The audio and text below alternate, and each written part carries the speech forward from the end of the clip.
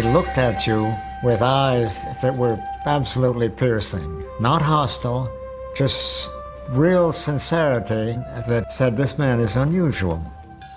He was small, even by Vietnamese standards. Only 4 feet 11 inches tall and barely 100 pounds, he appeared frail. He tried to project this image of himself as a simple, modest, emaciated, kind of wandering scholar. In fact, he was a tough guy.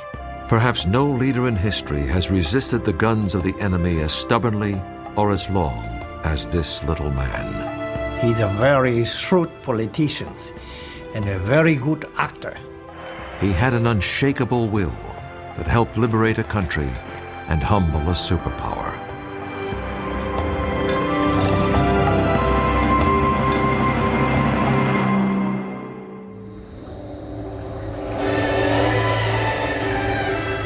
In the late 19th century, Indochina was France's most valuable colony. The French made huge amounts of money with rubber and rice exports, especially from the territory now known as Vietnam. Unfortunately, the native people received little or no benefit of this wealth. They had few rights within their own country and little hope for a better life. Life was only slightly better for the family of Ho Chi Minh. What we do know about his family generally is that they were upper class or gentry, as were all the communist revolutionaries. Ho Chi Minh's father, Huynh Sinh Soc, came from the village of Kim Lien in Nghệ An, a poor province in central Vietnam. On May 19, 1890, his wife gave birth to their 3rd child and their 2nd son. He was named Nguyen Sinh Kung, but would one day be known around the world as Ho Chi Minh. When Ho turned 11, tragedy struck the family. While his father was away, his mother died shortly after giving birth to a 3rd son. You can imagine the effect this had. I mean, being faced with the fact that his father is away and his mother had died, and he was responsible for this, basically an infant. And when his father came back to Hue, he took him back to his home village. Ho Chi Minh's father served as a mandarin or local official and spent a great deal of time away from home. Fortunately, relatives and family friends helped take care of Ho and his brother and sister.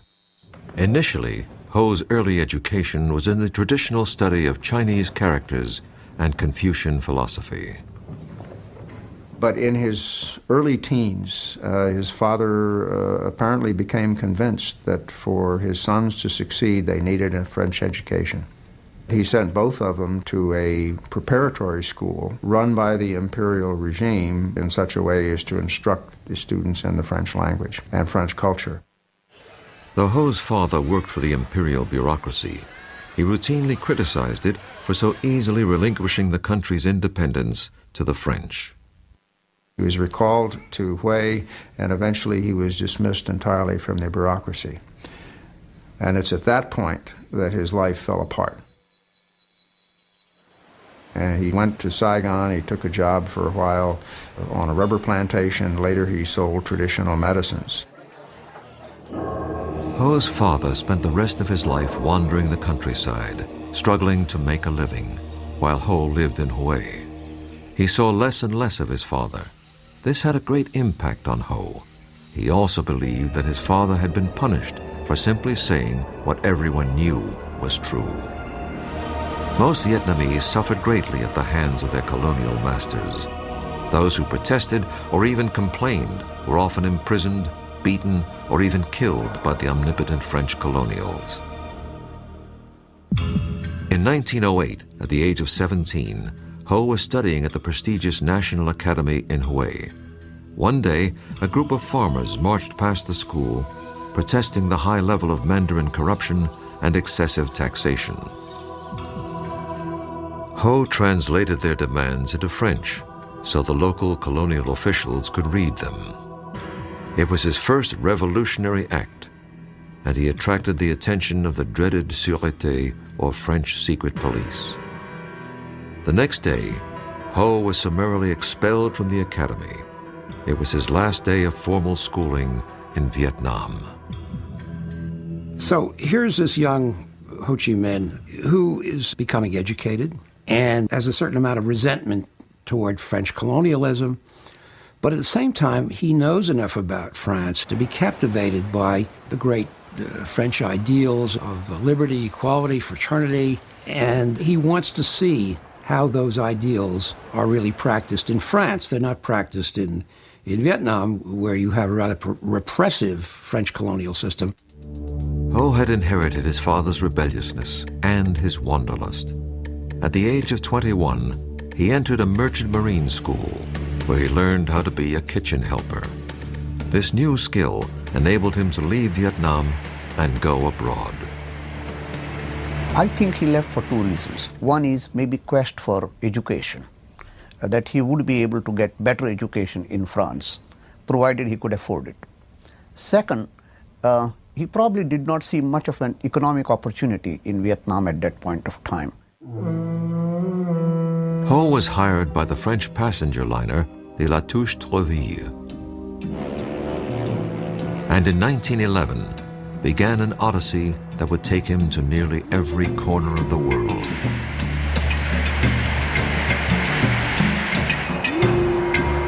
Over the next few years, he saw the terrible impact of colonialism on many other countries.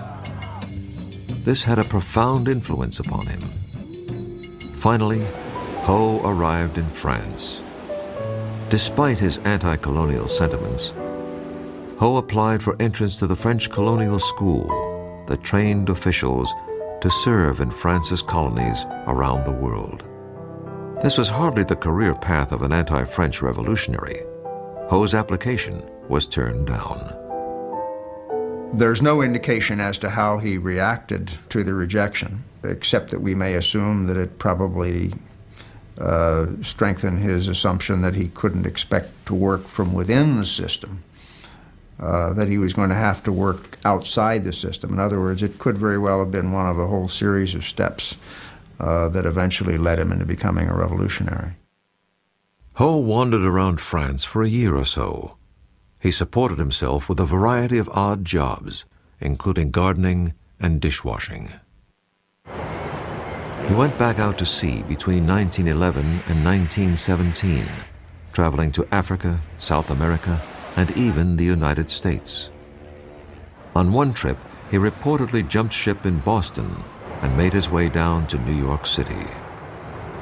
I mean, here he is seeing, as it would be to any kid from this faraway place, the skyscrapers, the highways, taking the subway up to the Bronx, taking the ferry to Hoboken. He was absolutely dazzled by the Statue of Liberty and everything it represented.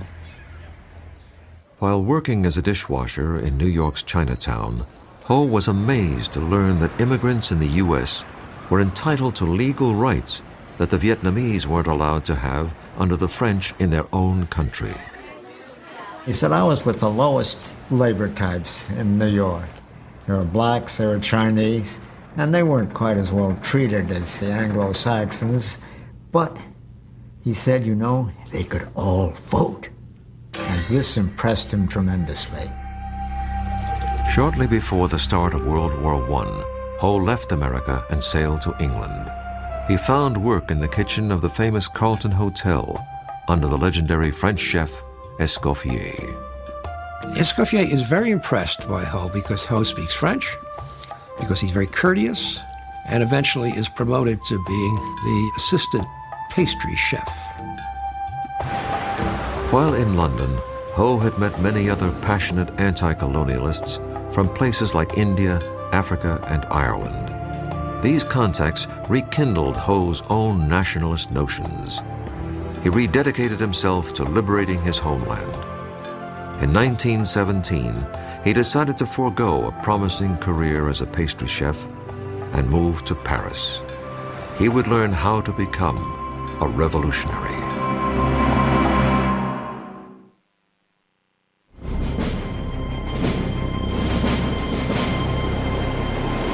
Ho Chi Minh arrived in Paris toward the end of World War I. There was a large Vietnamese community living there, but more important, This was where the decisions that affected colonial Vietnam were made. Ho was determined to help change French policy toward his country. But first, he wanted to experience Paris.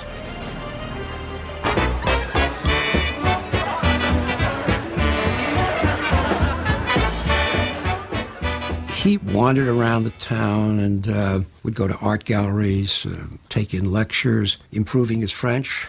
He used to love to go to music halls, and one of his favorite singers was Maurice Chevalier. And he memorized these songs and went on for the rest of his life, without the straw hat, of course, singing Maurice Chevalier songs. In Paris, Ho supported himself through a variety of odd jobs. He worked as a cook and he retouched photos. He even reported on boxing matches and reviewed films for a French newspaper. Of course, his primary goal was to somehow organize Vietnamese expatriates into a movement that would pressure the French government into improving conditions in his homeland. People who encountered Ho Chi Minh in those days tended to say pretty much the same things.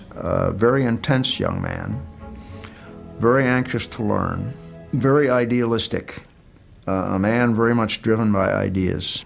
But what was remembered about him perhaps more than anything else was his sharp eyes that essentially seemed to penetrate the soul of the person who was talking to him. Ho discovered that there were many Frenchmen who were sympathetic to his cause. These liberals encouraged him to join their socialist group and to write and publish his own ideas. Soon, Ho and other Vietnamese expatriates began publishing an anti-colonial newspaper directed toward the Vietnamese community in France. Their leaflets were even smuggled back to Vietnam. All of his writings really are on that theme, what a rotten deal colonials are getting all over the French Empire, which indeed they were. And Ho's point of thinking is, how do you fix this? Do you fix it with revolution? Do you fix it with violence? How do you do it? Writing under the pseudonym Nguyen Ai Quoc, or Nguyen the Patriot, Ho simply advocated better treatment and equal rights for his people, not revolution. He achieved a near-legendary status in certain circles back in Vietnam, where his rhetoric was considered visionary. Ho also attracted the attention of the imperial regime back home. They accused him of inciting treason and condemned him to death if he ever returned to Vietnam. In 1919, U.S. President Woodrow Wilson traveled to the Versailles Peace Conference to present his famous 14-point plan for world peace. Ho and his associates discovered that one of Wilson's key points was that all nations deserve the right to self-determination. Ho believed that this meant that the U.S. was advocating the end of the colonial system. And Ho Chi Minh, thinking that this might apply to Vietnam, got himself all dressed up in a cutaway coat and striped pants and a top hat. And he went out to Versailles carrying with him a document that he had written, which was a kind of inventory of various cases of French repression in Vietnam. And his idea was to give this to Wilson so that the United States would then exert pressure on France. Well, he got very rudely rebuffed when he tried to go in to see Wilson or even deliver this. Ho had believed that President Wilson would be sympathetic to Vietnam's plight. He was greatly disappointed that he was unable to present his case. This forced him to look elsewhere for help. A socialist showed Ho a paper that had been written by Vladimir Lenin. In it, the Soviet leader wrote that one of the keys to the spread of communism was the liberation of all colonies. The Russians wanted to end colonialism not because they loved the people who were under colonial rule, but for their own selfish interests. They wanted to weaken the Western powers. But regardless of what their motivation was, they were the only power at the time to advocate it and to actively want to offer help. And it's at that point, as he basically points out, that he determined to become a follower of Lenin, not because he had any understanding of Marxist ideology, but because he loved the strategy that Lenin had set forth as a means of liberating the colonial peoples. In 1920, Ho became one of the founding members of the French Communist Party. He was 30 years old. He had become a great propagandist while living in Paris, but he wanted to learn how to turn rhetoric into revolutionary action. He believed there was really only one place to learn this craft: Moscow. In 1923, Ho received an invitation to join the Comintern, the organization set up by the Soviets to export Marxism and Leninism around the world. He jumped at the opportunity. He disappeared from Paris, leaving his friends wondering what had happened to him. I think what drew Ho to Moscow, first and foremost, was nationalism, the desire to find help to liberate his country and his people. Ho became an important member of the Comintern. He now took his orders from Moscow. I always felt that Ho Chi Minh had very little time for Marxism as a philosophy, as a way of interpreting history. He had great admiration for Leninism and the techniques and the methods to be used.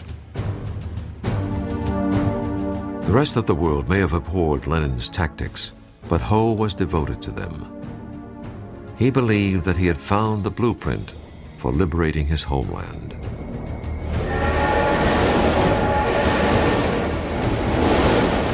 Ho received his first international assignment when he was sent to Canton in South China to help organize communist cadres. It was here that he also began a clandestine lifestyle that would last nearly 30 years. He went underground, so to speak. And you have him wandering around the world under a wide variety of aliases. Some of them Vietnamese, some of them Chinese, depending on where he was and what purpose he needed. If, for example, he contributed to a French newspaper, he'd call himself Victor Le Bon. If he contributed to a Russian newspaper, he'd call himself Nafransky, and so forth. In 1927, Ho was nearly arrested when the Chinese nationalist leader Chiang Kai-shek turned against the communists. Ho narrowly escaped capture and a likely death sentence, and eventually made his way to Siam, or present-day Thailand.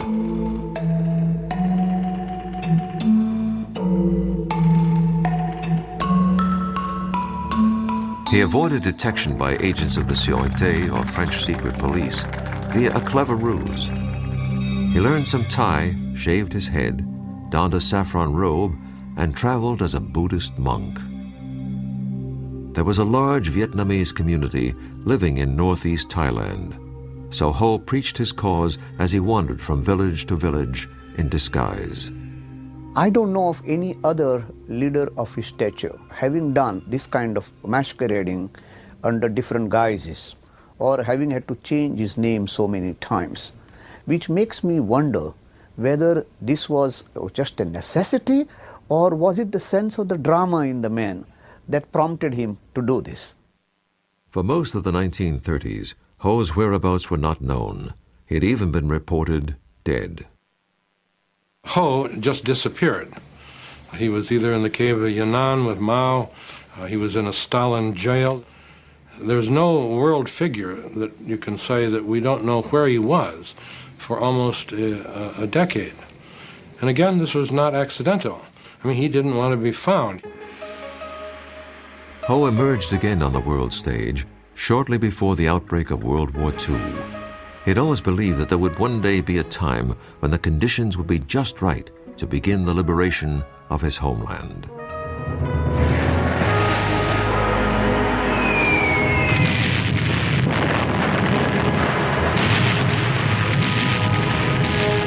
When France fell to Germany in the early months of World War II, and the pro-German Vichy government took over the colonial rule of Vietnam, Ho believed that the moment had arrived.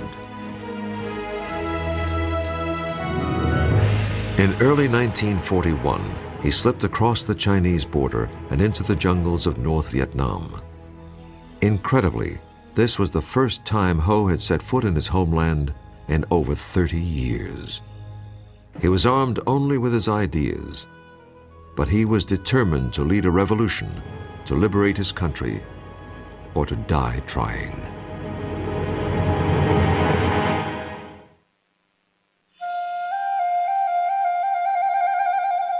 When Ho Chi Minh walked across the border into North Vietnam in 1941, it marked the first time he had set foot in his country since 1911.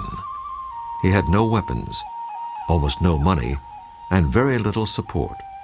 But he was determined to organize a guerrilla movement that would drive the foreigners from his country. He calls the movement the Viet Minh, which is an acronym for Independence League. And he takes for the first time this name Ho Chi Minh, which means roughly bringer of light. So Ho Chi Minh begins to exist under that name, the famous name, now 1941. Well, there seems to be something of a myth that Ho Chi Minh, when he came back to Vietnam after 30 years of absence, was looked upon by, quote, everybody as the leader of Vietnam. I doubt that that's the case, because there was not the kind of media ability to influence the thought of people in the countryside. At that time, 90, maybe 95% of the people in Vietnam lived in small villages and cultivated rice. There were educated Vietnamese in big cities like Hanoi and Saigon who greatly admired Ho's writings under his pen name Nguyen the Patriot. But they were in the minority. The vast majority of the people in the country were not familiar with Ho or his work. In fact, most of them could not read.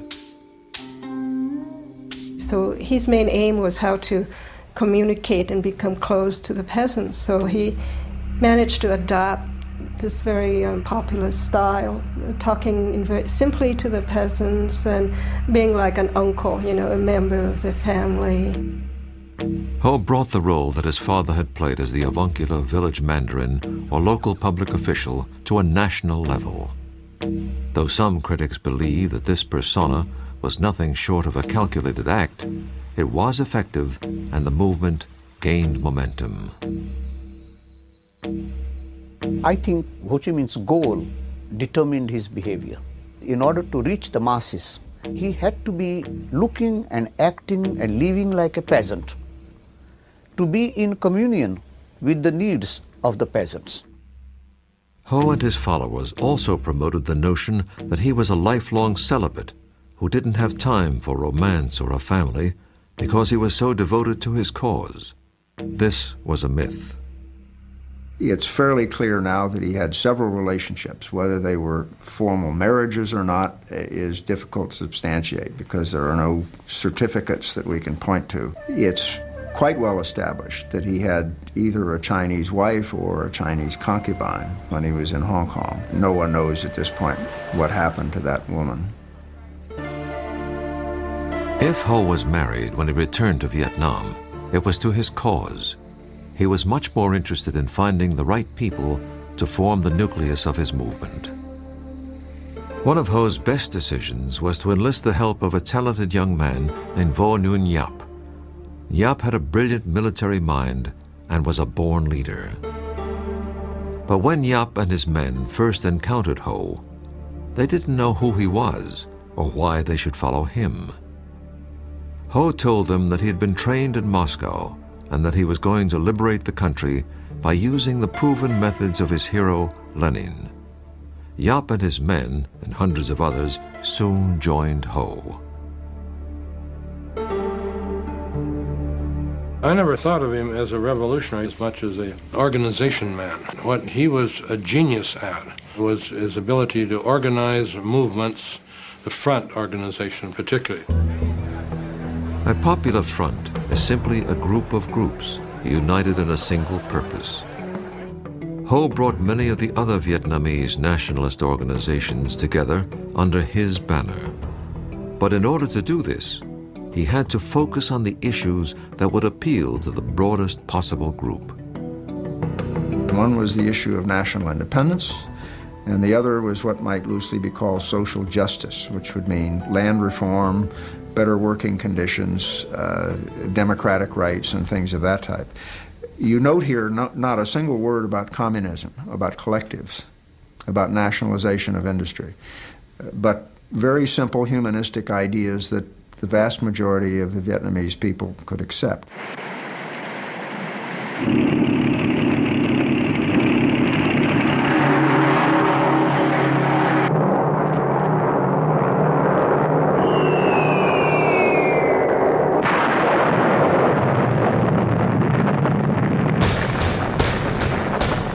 On December 7, 1941, Japan bombed the U.S. fleet at Pearl Harbor, Hawaii, and then launched an all-out attack against the British and Dutch colonies of Southeast Asia.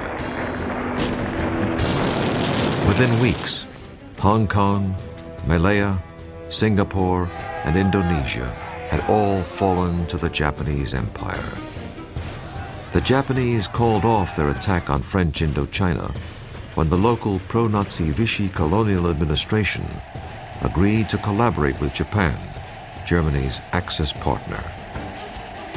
Ho could very well have said, okay, I will side with the Japanese because they're like Asians. But he came to the conclusion, very wisely, the Japanese are no better than the French. They're both aliens. Neither one of them is going to do us any good. Ho Chi Minh traveled to South China. Since the Chinese were also fighting Japan, he believed that he could get some military aid from the nationalist Chinese. To his surprise, he was arrested by the local authorities because he was a communist. Ho was thrown into prison. He kept a journal, writing mostly in the Chinese of his youth, in hopes of converting his captors to his point of view. In one poem he wrote, "My heart travels 1,000 miles toward my native land. Innocent, I have now endured a whole year in prison. Using my tears for ink, I turn my thoughts into verse." Ho's health deteriorated as the months passed. He had to find a way out of prison, or he would never live long enough to liberate Vietnam.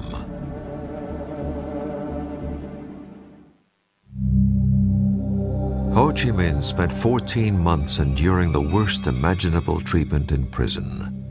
As the war worsened for the Chinese, Ho convinced his captors to release him so that he could gather intelligence on the Japanese.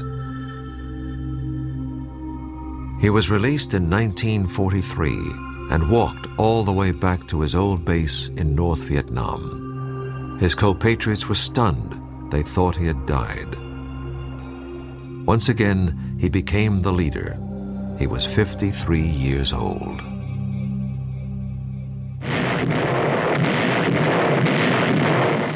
After the U.S. entered the war against Japan, Ho believed that getting American help was essential to Vietnam's future independence.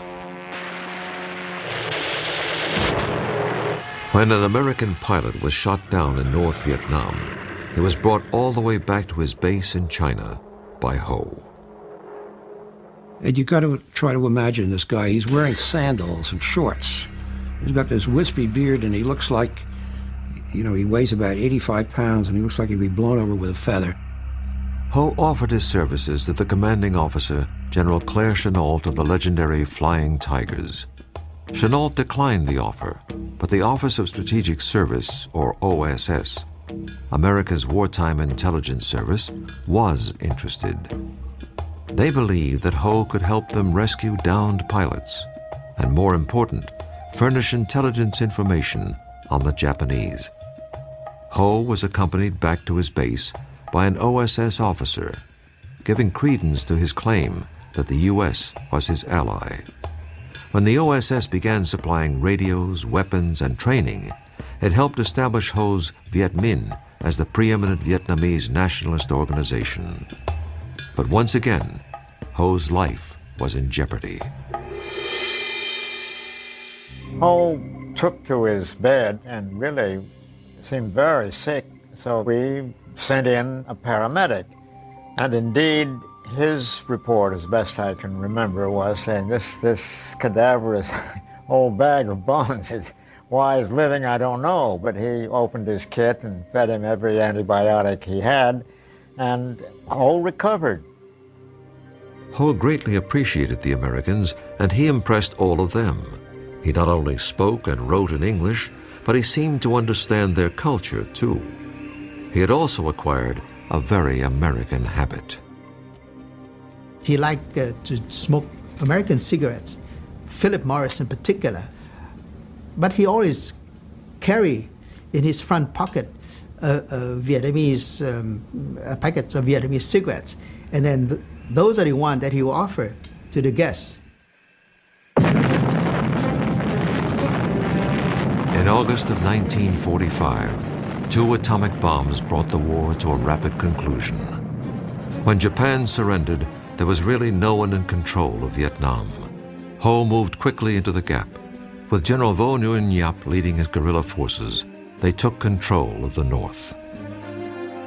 That must have been an electrifying experience for the masses, and they must have felt that this was the moment.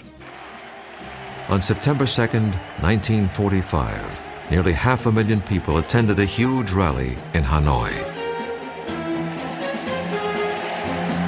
Ho gave an independence speech that began with the words, "We hold these truths to be self-evident, that all men are created equal, that they are endowed by their Creator with certain inalienable rights, and that among these are life, liberty, and the pursuit of happiness." He quoted directly from Declaration of Independence, and maybe what he was doing was flattering the United States so that they could be on his side. He was disarming his opponents by saying that he was not going for Marxist revolution, he was only going for plain, simple independence for his country.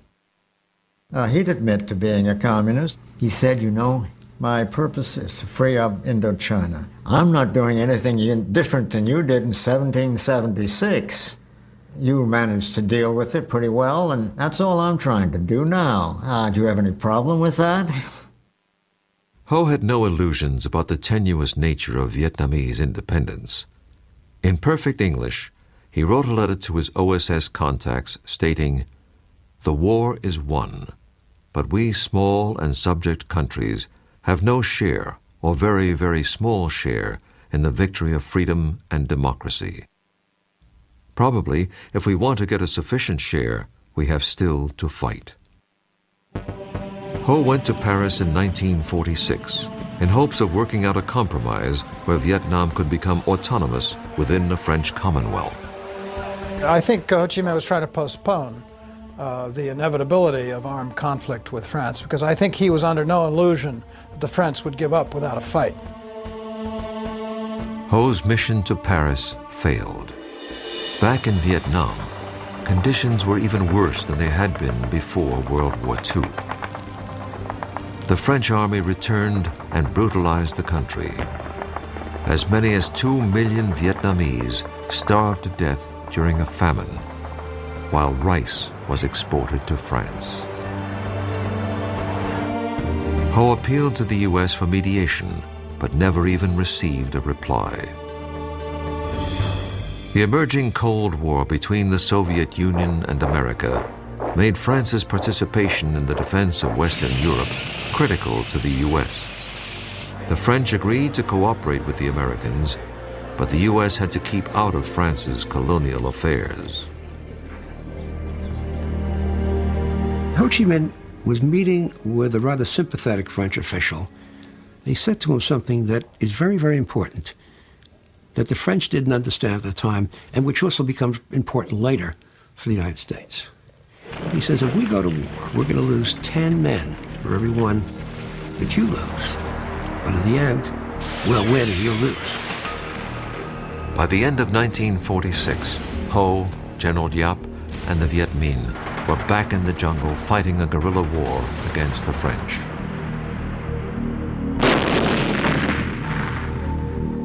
Initially, it seemed unlikely that the Viet Minh would have any hope in defeating the French. But by 1954, the French were desperate to end the bloody guerrilla war that seemed to have no end in sight. The French decided to spring a trap for the Viet Minh at a place called Dien Bien Phu. They believed that the ensuing battle would end the Indochina War. It did end the war, but in a way they could never have imagined.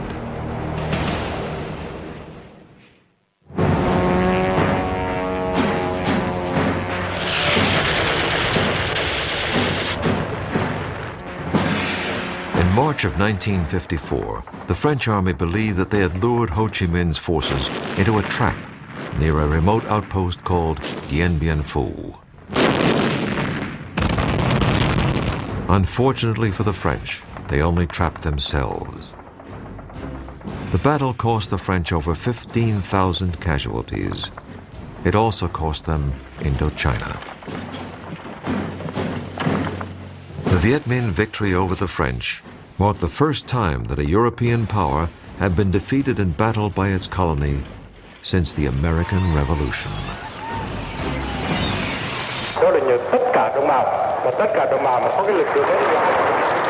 Ho's leadership and tenacity contributed greatly to the victory, as did the aid of a powerful new ally, the Red Chinese.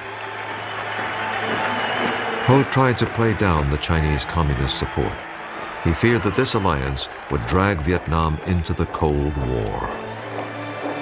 And this would mean, therefore, that Vietnamese independence would not be a local question between Viet Minh and the French, but would be now an international question between the two superpowers. Despite the victory at Dien Bien Phu, Vietnam's fate would ultimately be decided at a peace conference in Geneva. Both the Soviet Union and Red China urged Ho to accept the terms of the Geneva Peace Agreement, which divided the country in half at the 17th parallel. It took all of Ho's political skill to get his colleagues to accept the compromise.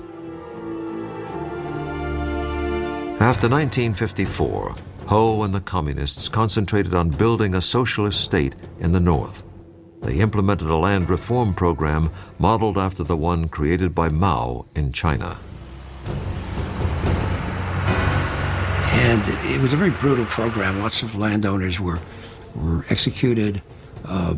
It was very corrupt in many cases. The story is that Ho Chi Minh actually realized this thing had gotten out of hand and apologized for it, but of course it was too late. These people had been killed. The North did not have the only repressive government in Indochina. The U.S. helped install an anti-communist dictator in the South named Ngo Dinh Diem. Diem was not popular with his countrymen. In the Geneva Peace Treaty, Ho had been promised an end to foreign intervention and nationwide elections, which he most certainly would have won. Diem and his U.S. backers did not allow the elections to take place. By 1960, an anti-Diem resistance movement engulfed the South in a guerrilla war.